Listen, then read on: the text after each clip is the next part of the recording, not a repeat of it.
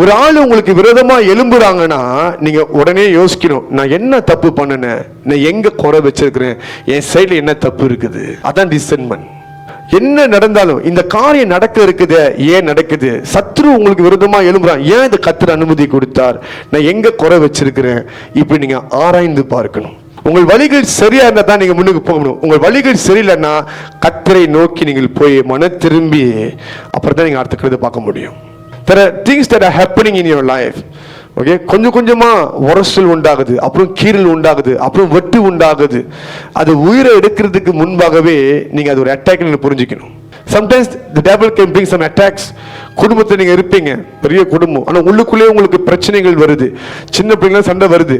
It's a sign that God wants you to move out.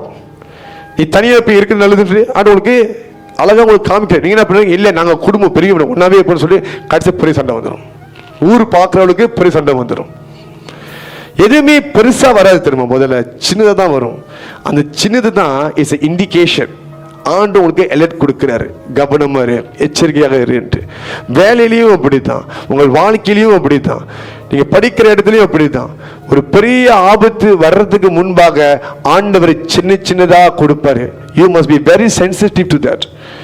இது ஏன் நடக்குது, என்ன காரணம், இதுக்கு பின்னாடி என்ன அர்த்தம் இருக்குது சொல்லி நீங்க ஆராய்ந்து பார்க்கணும்.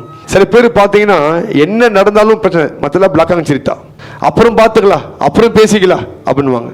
But they are willing to go through all this shame. But ஞானம் உள்ளவன் என்ன பண்ணுவான்னா, இது நம்மளுக்கு நடக்கக்கூடாது, இப்படியா ஆயிடக்கூடாதுன்னு சொல்லி அது எவ்வளோ கஷ்டமா இருந்தாலும் எவ்வளோ வேதனையா இருந்தாலும் உடனே ஸ்டெப் எடுப்பான். அதுக்கு பி கேர்ஃபுல் ஆன் தட். பாருங்க, நம்மளுக்கு ஒரு சீக்கு வர்றதுக்கு முன்னே, அது டயபெட்டிக்காக இருக்கட்டும், பிபியா இருக்கட்டும், இதெல்லாம் வர்றதுக்கு முன்னே சில இண்டிகேஷன் வரும். நம்மளுக்கு தெரியும் ஏதோ உடம்புக்கு சரியா இல்லைன்ட்டு. இதுதான் நேச்சர். ஓகே, அது ஃபிசிக்கலாக இருக்கட்டும், ஸ்பிரிச்சுவலாக இருக்கட்டும்.